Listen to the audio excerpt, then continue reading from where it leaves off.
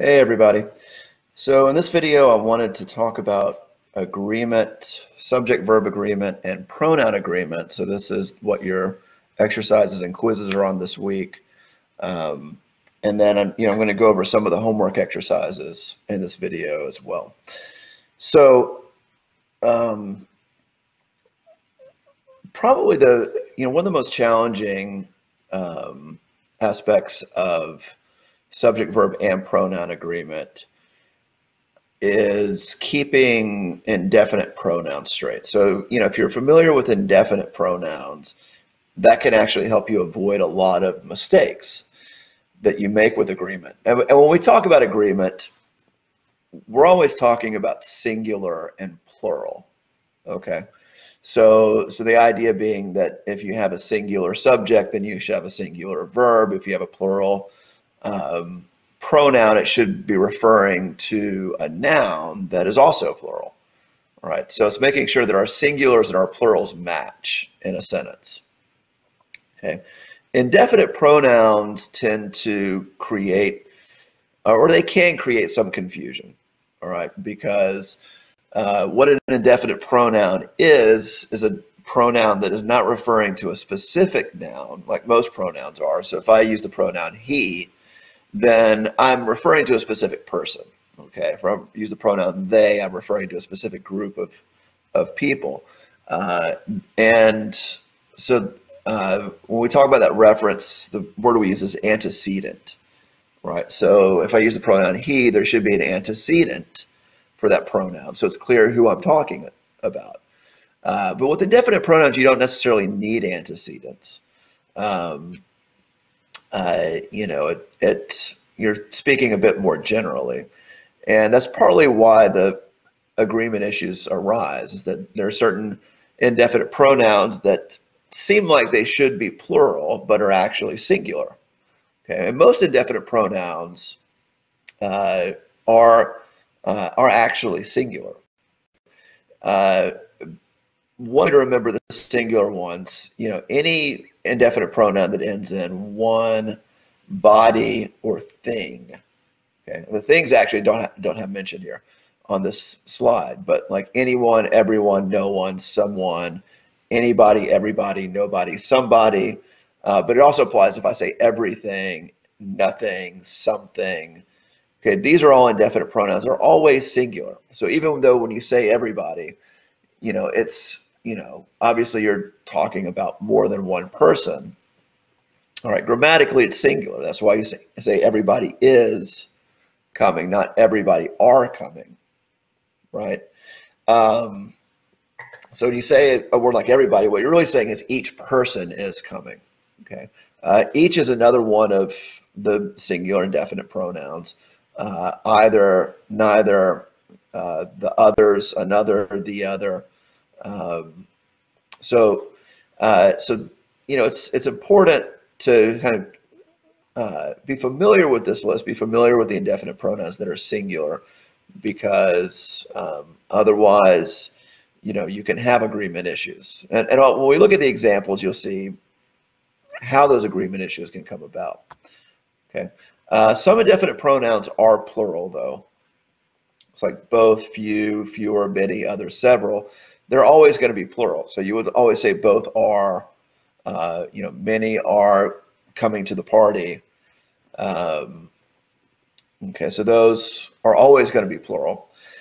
And then lastly, there are some indefinite pronouns that can be singular or plural, depending on the context. So these can also be confusing when it comes to agreement. So, and usually these indefinite pronouns are going to have a noun that comes after it, and the noun is going to determine whether this is going to be singular or plural. So if I would say all of the cake is gone, because cake is singular. Okay, so just as I would say the cake is gone, I would also say all of the cake is gone. All right. Whereas if the noun that comes after it is plural, like cupcakes, I would say all of the cupcakes are gone, just like I would say the cupcakes are gone. So, so where the times where it's going to be singular are going to be times where the noun is singular, but typically referring to some kind of a quantity, like all of the milk, or all of the cake. Okay. But things that can be, counted, like cupcakes, and they're going to be plural, that's when these indefinite pronouns will be plural, right? Most of the cars have been stolen. That's going to be plural. Uh, so these are, so when you're reviewing this list, these are the ones where you're going to look at the noun that comes after the indefinite pronoun to decide whether or not the indefinite pronoun is going to be singular or plural. All right. So I find it helpful to just review indefinite pronouns before we look at some actual examples, because for some of these, it's the indefinite pronoun that's probably throwing you off. All right, so I've got 7 items here, and if you would like to pause the video and try to do this, now would be the time to do that. And I'm going to go ahead now and go over the answers, okay, and talk about how you arrive at the answer for each of these. So Annie and her brothers learn at school. Okay. Actually, I can go to the next slide so you can see the answer. So Annie and her brothers learn at school. Okay. The reason why it's learn is because we've got, it's not just because of brothers. All right. It's because we have 2 subjects here joined by the word and. All right. So it could be, Annie and Alice learn at school, and it would still be learn, which is the plural form of the verb. With verbs, the plural form is going to be the one that does not end in S. The singular form is going to be the one that does end in S. All right. So it's sort of the opposite of what we typically do in nouns. Okay, singular verbs end in S, plural verbs do not end in S. This only applies to present tense verbs. Okay, so if I'm dealing with the past tense or the future tense, then I don't have to worry about agreement for most verbs. Right, so like learned would be singular or plural. There are a few irregular verbs like was and were, where the past tense still has to agree with the subject. But that's, I believe, the only one where you have to, where the past tense still has to agree with the subject. All right, for the most part, we're only talking, when we're talking about agreement, we're just talking about present tense, or a case where we have a helping verb, where, like is or are is a helping verb, or has or have is a helping verb. All right, but the important rule for number 1 is that, anytime you have 2 or more subjects joined by the word and, it's plural, because that word and means both of them. Okay, but it gets tricky when you have more than one subject joined by or nor. So if I say either my mother or my father is coming to the meeting, I'm not saying that both of them are, right? So it's not going to be plural, all right? So in this case, the singular is correct. And the rule with either or, okay, or neither nor, is that the verb should always agree with the second or the last subject that's listed, right? So you could have, for example, 3. So it could be either my mother, my sister, or my father, right? So you can have more than 2. So it's going to agree with the last one, okay, which is typically going to be the one closest to the verb, right? Assuming the subject is at the beginning of the sentence. So in this case, it's going to agree with father, right? So just like you would say, my father is coming, you would also say either my mother or my father is coming. All right, so if you have 2 subjects joined by and, always plural. If you have 2 subjects joined by or nor, then the verb is going to agree with the last subject that's listed. All right, and that last subject may not necessarily be singular. So if we look at number 3, the dog or the cats play outside. All right, play here is a plural verb, right? The singular would be plays. But we have two subjects joined by or. So we're going to look at the last subject, cats, and cats is plural. So just like you would say the cats play outside, you would say the dog or the cats play outside. Interestingly, excuse me, if I switch it around, it would actually change the verb, right? So if I said the cats or the dog plays outside, now dog is the last in the list, so now the verb is singular, right? So it entirely just depends on the order. And a lot of times the order is just arbitrary, okay? And again, that's just cases where you have more than one subject joined by or nor, okay? So number 4, so this is a case where you have a